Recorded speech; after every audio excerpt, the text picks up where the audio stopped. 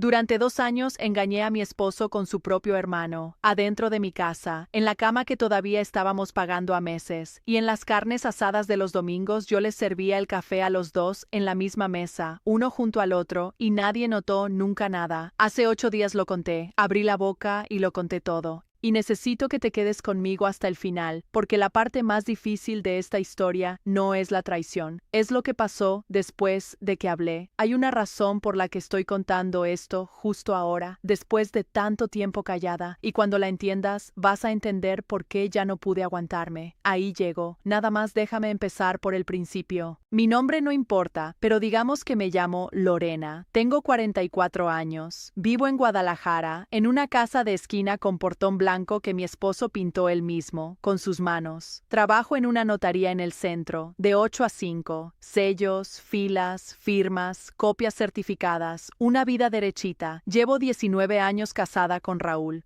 Raúl tiene 48, es encargado de bodega en una central de abarrotes, de esos hombres que salen de la casa a las 6:30 de la mañana y regresan a las 9 de la noche con la camisa arrugada y el radio de la chamba todavía sonándoles en la cabeza. Un hombre serio, un hombre bueno, y eso lo tengo que decir desde el principio, porque esta historia sería más fácil de contar si él fuera un monstruo, y no lo es, nunca lo fue. Tenemos 2 hijos, Diego, de 16, y Valeria, de 12. Una familia de comercial de margarina, así nos decía mi vecina, de comercial de margarina. Y luego está Joaquín. Joaquín es el hermano menor de Raúl, 41 años, soltero, electricista, dueño de su tiempo y de su camioneta. En la familia, Joaquín siempre fue el problema que todos quieren, el que llegaba tarde a la posada y aún así le guardaban el mejor taco, el que mi suegra, doña Carmen, defendía con el alma. Joaquín es así, pero tiene buen corazón. Raúl construyó su vida ladrillo por ladrillo. Joaquín se la fue surfeando. 2 hermanos, 2 especies distintas.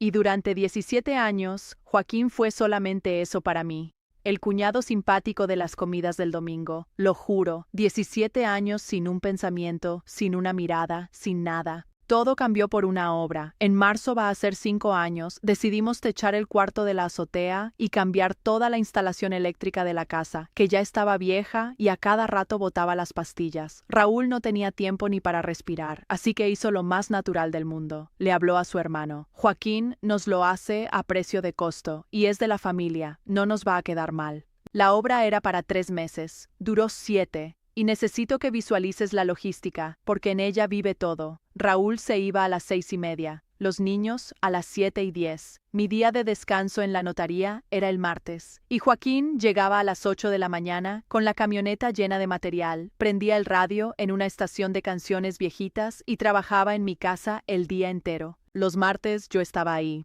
Al principio era café. Yo hacía café porque eso se hace cuando alguien está trabajando en tu casa. Después fue comida porque se me hacía feo que comiera un lonche frío entre el polvo teniendo la estufa a 3 metros. Y luego fue plática. Y te voy a ser honesta porque me prometí que aquí no me iba a maquillar. No fue carencia. No fue que Raúl fuera ausente, no fue falta de atención, no fue ninguna de esas excusas de telenovela que usamos para convertir el egoísmo en tragedia. Raúl estaba cansado, sí, pero estaba presente a su manera. Lo que me atrapó fue otra cosa, fue el peligro, fue que estaba mal. Joaquín me miraba un segundo más de lo debido, y ese segundo de más me hacía sentir viva de una forma que yo no sentía desde los 25. Sabía que estaba mal, y no paré. Esa frase va a regresar en esta historia, porque esa frase es la historia entera. Sabía que estaba mal, y no paré. La primera vez fue un martes de junio. Hacía fresco, la obra iba en la parte eléctrica. Él bajó el switch general de la casa y nos quedamos en esa penumbra de mediodía nublado. Y me dijo bajito, ahorita la subo, ¿va? Y no la subió, y yo no le pedí que la subiera. No voy a describir lo que pasó, no por vergüenza, sino porque esta historia no está hecha de eso. Tú eres adulto, tú sabes lo que pasa cuando 2 personas deciden aventarse juntas al mismo barranco. Lo que importa es el después. El después fue él recogiendo su herramienta en silencio y diciendo una sola frase antes de irse: esto no va a aparecer en ningún lado. No lo entendí en ese momento, lo entendí a la semana siguiente, cuando me di cuenta de que nunca me mandaba mensajes. Nunca.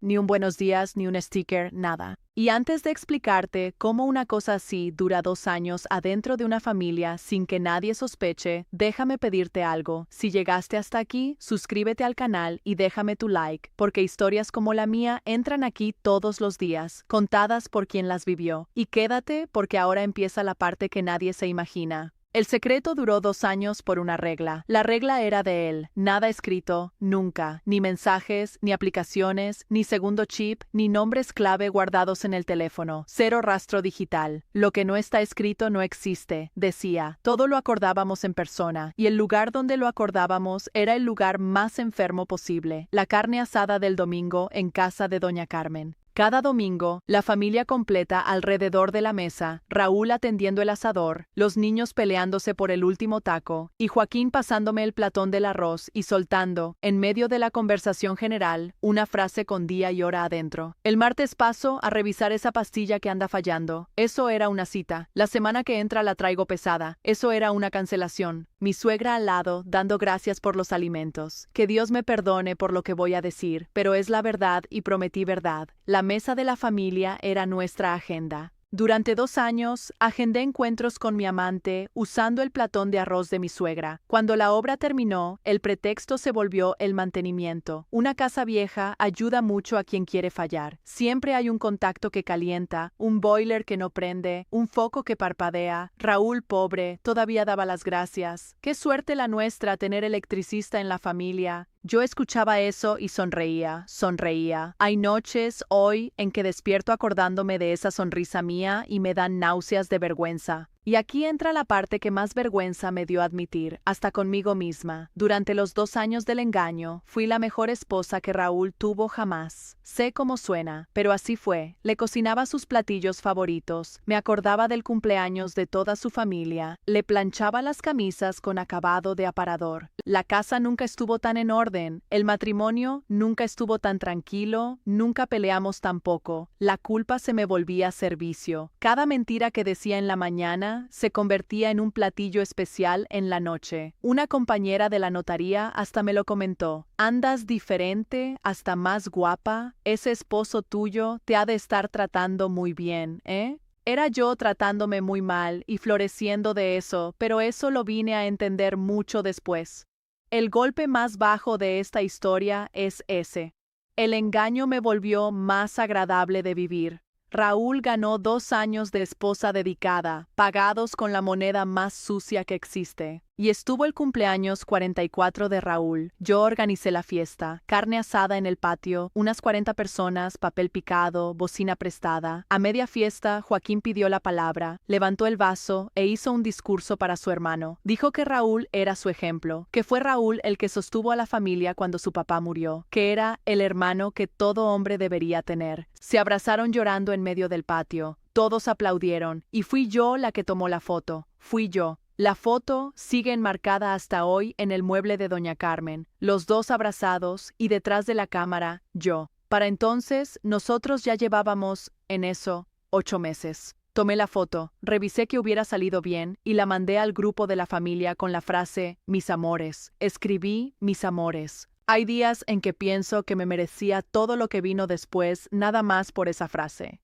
Hubo 2 sustos. El primero fue con doña Carmen. Un domingo me llamó a la cocina para ayudarle con el postre y soltó, moviendo la cazuela, sin voltear a verme. Joaquín anda cambiado, ¿verdad? Más arreglado, oliendo a loción. Eso es una mujer. Tú que lo tratas por lo de la obra, ¿no te ha contado nada? Yo tenía el refractario en las manos. Me acuerdo del peso del refractario. Dije, a mí no me cuenta nada, usted sabe cómo es. Y ella se rió y cambió de tema, y yo pasé el resto de la tarde sin sentirle el sabor a la comida. El segundo susto fue peor, porque vino de mi hija. Valeria, que entonces tenía 9 años, soltó en la cena enfrente de Raúl. ¿El tío Joaquín vino hoy otra vez?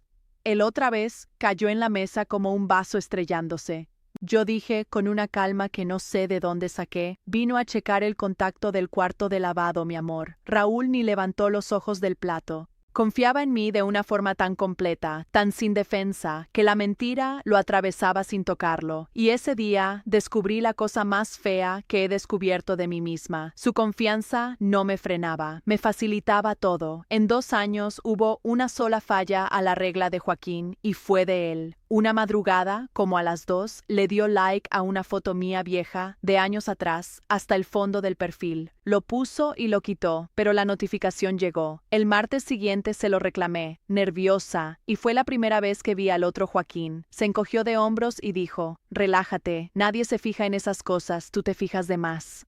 Frío, sin una gota de susto. Y ahí me pasó por la cabeza, por primera vez, una pregunta que barrí debajo del tapete. ¿Cómo le hace para estar tan tranquilo con esto?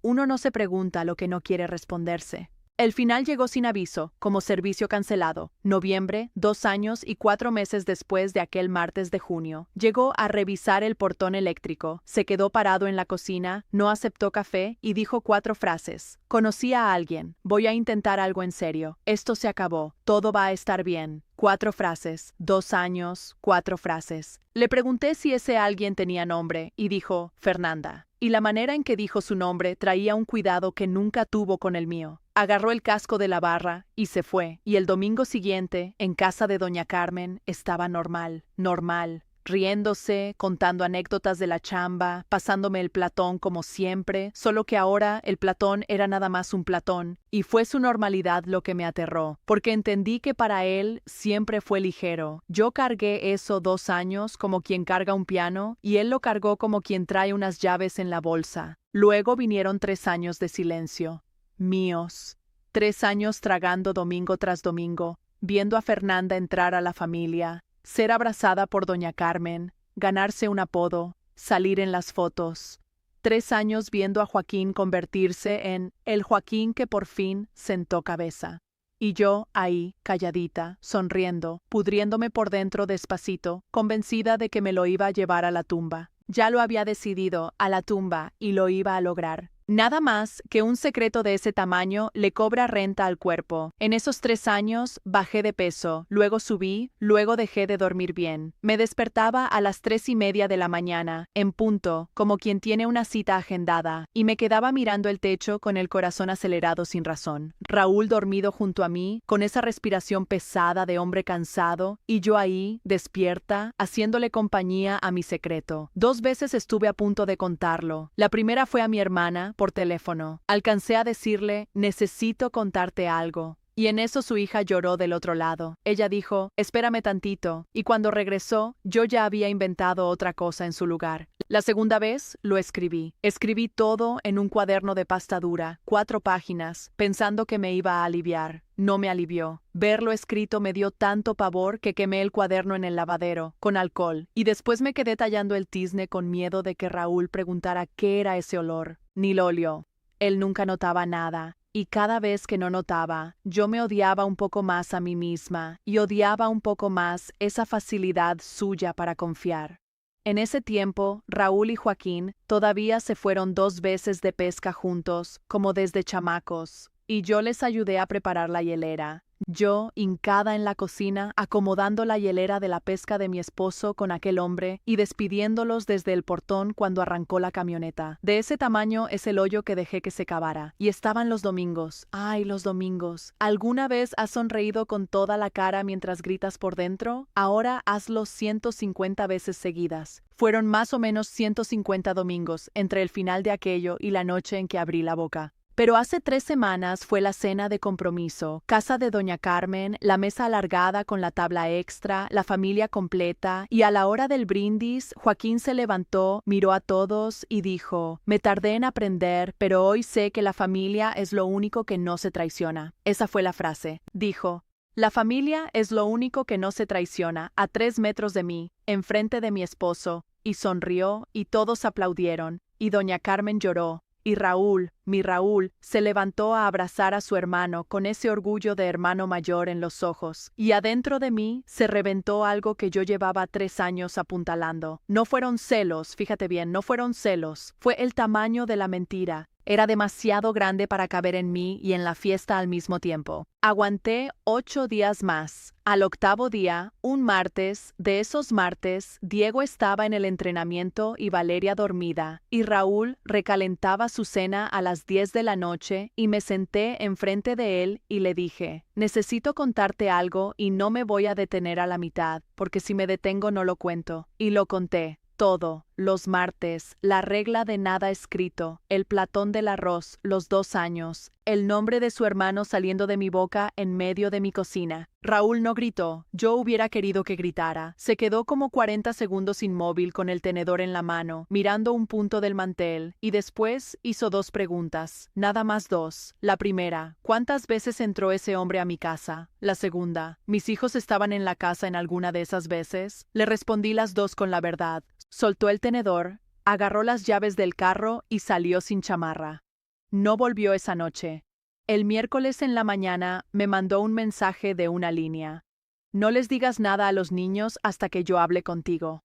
El jueves en la noche regresó, se sentó en la misma silla y dijo el resto en 5 minutos, con voz de quien lee un acta, que había ido a casa de Joaquín, que Joaquín lo negó todo. Lo negó viéndolo a los ojos, dijo que yo siempre fui necesitada y rara, que seguro estaba mal de los nervios, que eran celos de la boda, y que él, Raúl, había pasado 2 días con las 2 versiones en la cabeza, la mía y la de su hermano, y que había decidido creerme, a mí, y que eso era lo peor. Si le creo a él, nada más te pierdo a ti, creyéndote a ti, los pierdo a los 2. Lo demás fue rápido, como solo son rápidas las cosas definitivas. Raúl no hizo escándalo, no le contó a la familia el motivo, no me exhibió. Hizo algo peor, para mí, actuó. En una semana ya había abogado, papeles de convenio, la repartición rayada en una hoja. La casa se queda con él y con los niños, y es justo, la casa vino de su familia. Diego, con 16 años, escuchó la versión resumida. Tu papá y yo nos vamos a separar por algo que yo hice. Armó el rompecabezas solo, porque los adolescentes lo arman, y hoy me contesta con monosílabos. Valeria me llama a escondidas en la noche, susurrando, «Mamá, ¿estás bien?» Y ese susurro es lo único que todavía me sostiene en pie. Doña Carmen, que solo supo que Lorena hizo algo muy grave, me mandó un audio de 20 segundos que no he tenido el valor de borrar. Yo te traté como a una hija durante 19 años. Nada más eso, 20 segundos.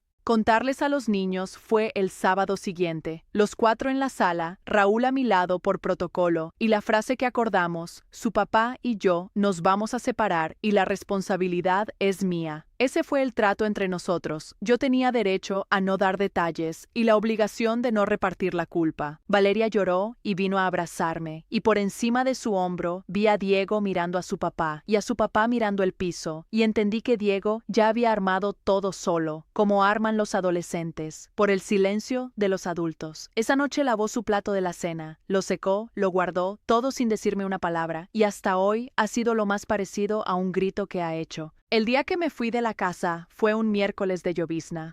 Raúl insistió en estar presente y dejó claro que no era amabilidad, era para que después no haya discusión sobre qué salió y qué se quedó.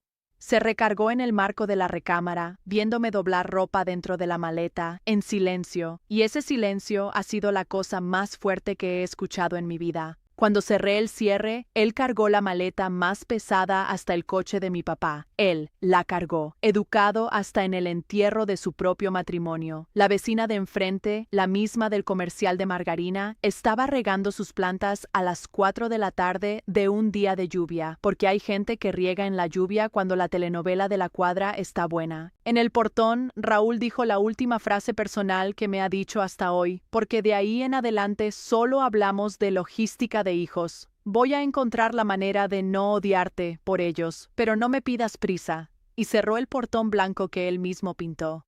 ¿Y Joaquín? Joaquín no perdió nada. Déjame repetirlo, porque esta es la frase que me hace morder la almohada de madrugada. Ese hombre no perdió absolutamente nada. Él lo negó. La familia necesitaba una versión para seguir respirando, y la versión de él costaba menos. Yo quedé como la loca. Él siguió siendo el novio. La boda es en 3 semanas, en el salón del templo, al que doña Carmen va desde hace 30 años. Va la familia completa. A Raúl lo invitaron antes de que todo explotara y hasta hoy no ha contestado si va, y yo me lo imagino con la invitación en el cajón, teniendo que decidir entre sentarse en una banca de iglesia a ver casarse al hermano que le destruyó la casa, o faltar y tener que inventarle un pretexto a su madre. A mí no me invitaron, obvio. Estoy en un departamentito rentado de una recámara cerca de la notaría, con 2 maletas y una caja de trastes, contándole esta historia a extraños en internet porque fue el único lugar del mundo donde quedó espacio para mi versión. No voy a terminar pidiendo lástima porque no la merezco y porque tampoco me la darías. Sabía que estaba mal y no paré. Pagué el precio completo, con intereses, mientras el otro lado de la deuda se va a casar de traje claro con todos aplaudiendo. Así que termino con las 2 preguntas que no me dejan dormir y de verdad necesito que las respondas aquí abajo porque yo leo todo. Primera. ¿Hice bien en contarlo? ¿O un secreto de este tamaño se traga y se lleva uno a la tumba para no destruir 3 familias de un jalón? Segunda, y esta es para ti, que estás del otro lado, entre la mujer que confesó sabiendo que lo iba a perder todo y el hombre que negó sin perder nada. ¿A quién le creerías tú? Escríbelo, yo lo voy a leer. Es la única mesa de domingo que me queda.